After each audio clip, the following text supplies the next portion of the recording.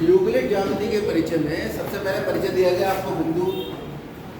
फिर अगर दो बिंदु थे उनको आपने बिंदु का नाम हमेशा अंग्रेजी के बड़े अक्षर से लिखते हैं, दूसरे बिंदु का नाम दूसरे बड़े अक्षर से, इन दोनों को जोड़ देंगे रेखाखंड। क्या गया? रेखाखंड ए बी। इसे एक तरफ बढ़ा देंगे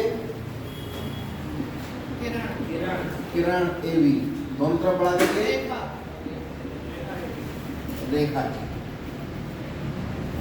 कितनी बात समझ आ गई? अब अगर एक ही बिंदु से दो किरणें निकले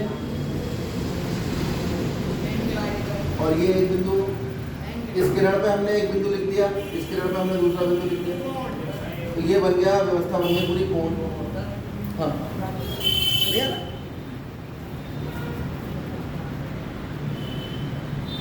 चलो, तो ये व्यवस्था बन गई आपके कोण।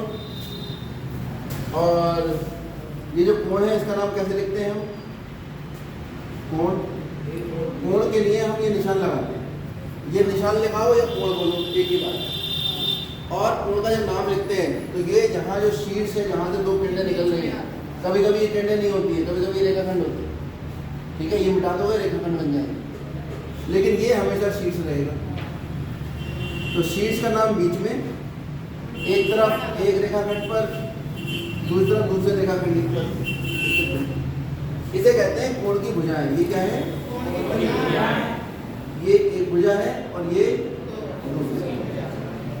तो कोण में दो भुजाएं होती हैं और एक शीर्ष होता है।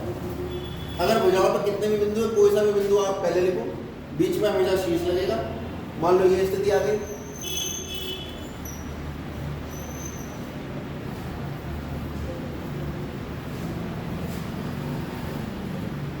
मैंने लिखा कोण और ये ठीक है, तो मैंने लिखा कोण ए ओ बी, या कोण लिखा मैंने डी ओ सी। तो ए से बना, ओ पे बना और सी पे जाके खत्म हुआ, ये वाला। दूसरा कोण चाहे तो मैं ए ओ सी लिखूं, चाहे डी ओ सी लिखूं। मुझे एक भुजा पर स्थित एक बिंदु लेना है, फिर शीर्ष लिखना है, फिर दूसरी भुजा पर स्थित एक बिंदु लेना है और ये वाला निशान लगाना, कोण का नाम हो जाएगा। तो कोण डीओसी का मतलब हुआ डी से बनना शुरू हुआ, ओ पे बना और सी पे जाके खत्म हुआ, कौन सा कोण हुआ? ये बात समझ आ गई? आगे ये हो गई आपकी कोण। अगर ये दोनों कोण, क्योंकि एक भुजा हम देख रहे हैं ये दो कोण है, एक ये वाला और एक ये वाला। इन दोनों कोणों में इस कोण की भुजा है कौन से कोण की? कोण ए ओ बी और कोण बी ओ सी में भुजा ओ बी कैसी है? उभयनिष्ठ। ये भुजा दोनों में है, ए ओ बी में भी है और डी ओ सी में। ओ बी भुजा दोनों में उभयनिष्ठ है। ऐसे कोणों को हम कहते हैं आसन्न कोण। क्या कहते हैं?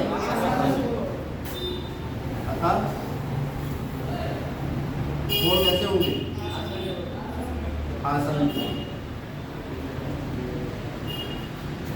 ये उभयनिष्ठ भुजा है। उभयनिष्ठ भुजा कौन सी है?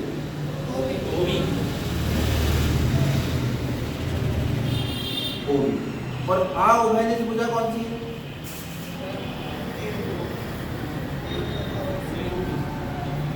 अउभयनिष्ठ भुजाएं कौन कौन सी? ओ ए और सी।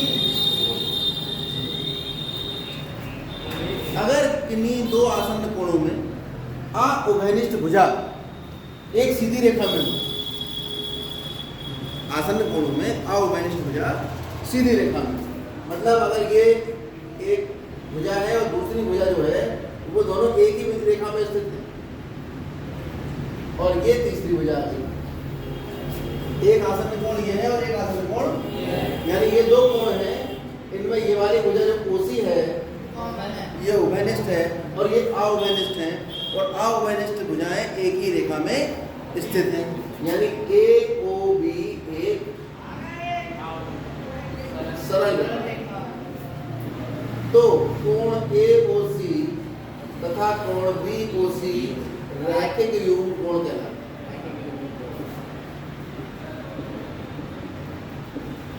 कैसे कोण है? और रैखिक युग्म कोणों का योग कितना होता है? 180। बात समझ आ गई? और रैखिक कोणों का योग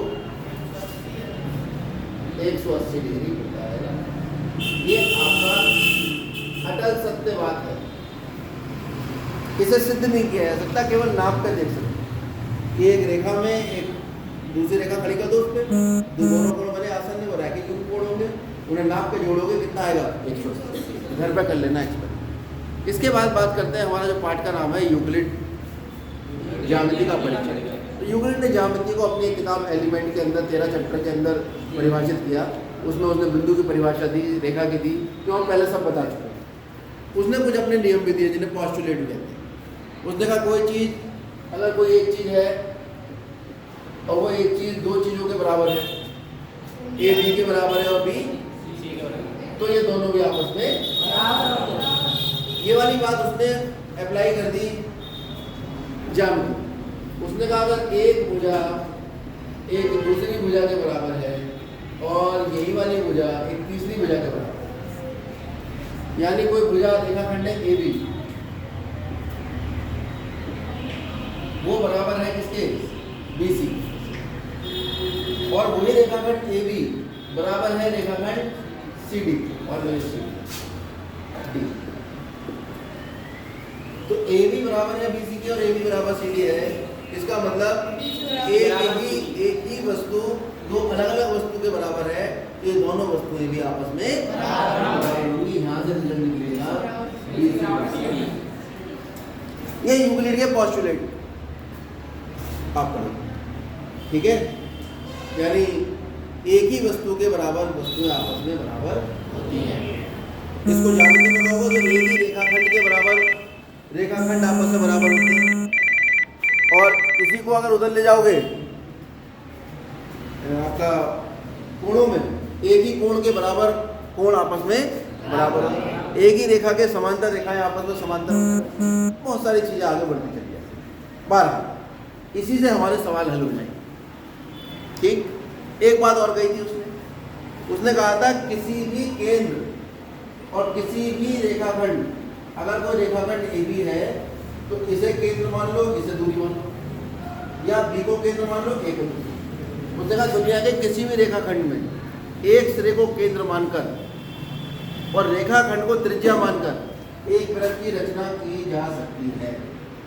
बताओ क्या गलत कह दिया? फिर कार लेके आप रखोगे, घुमाओगे तो वृत्त तो बनेगा ही। ये बात यूक्लिड ने कही कि किसी भी रेखाखंड के एक बिंदु को केंद्र मानो और रेखाखंड को त्रिज्या मानो, हमेशा आप एक वृत्त बना सकते हो। सब जानते हैं, लेकिन उसने ये बात लिखित में दे दी, आपको पेटेंट हो गया। ठीक है, तो अब आपको यूक्लिड के नाम से ये वाली बात याद रखनी पड़ेगी। आगे लाइए किताब, सवाल करो। मुद्दा तो सवाल है, क्योंकि रिवीजन है, रिवीजन में मेन मुद्दा सवाल ही रहना चाहिए।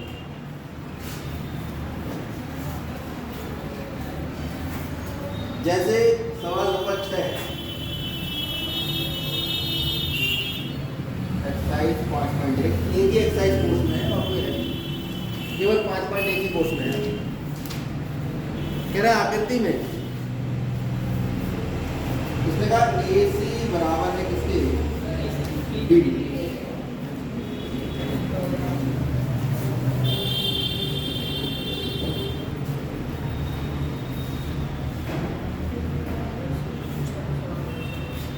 यदि AC बराबर BD तो सिद्ध करो AB बराबर CD, और चित्र भी दे दिया उसने।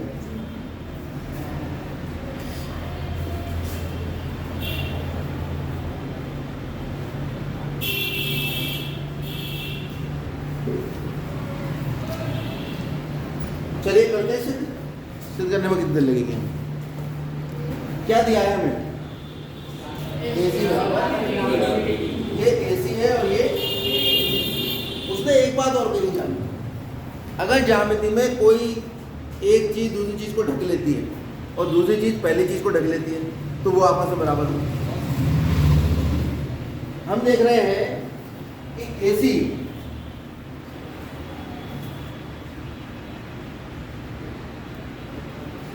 AB प्लस BC, AC या AB प्लस BC में उठा के रखोगे AC के ऊपर तो पूरा ढक लेगा। जब AC को उठा के रख दो AB प्लस BC के ऊपर वो उसको लिख लो। तो AC और AB प्लस BC एक दूसरे के कैसे हैं?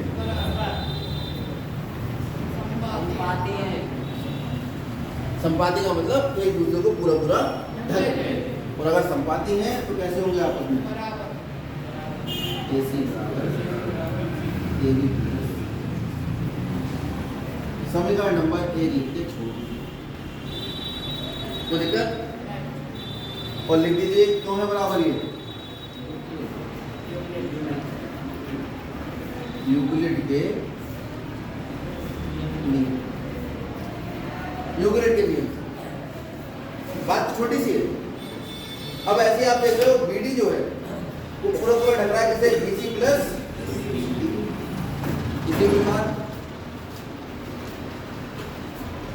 इसी प्रकार जो BD है वो किसके बराबर होगा?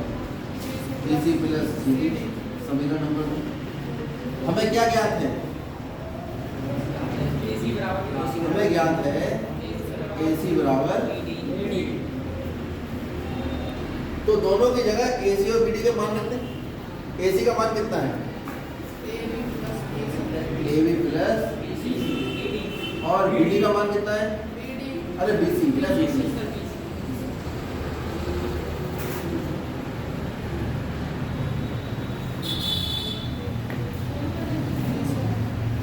और BD का मान कितना है? यूक्लिड ने एक बात और बताइए, कोई भी दो बराबर चीजें हैं उसमें आप बराबर जोड़ सकते हो और कोई भी दो बराबर चीजें उसमें बराबर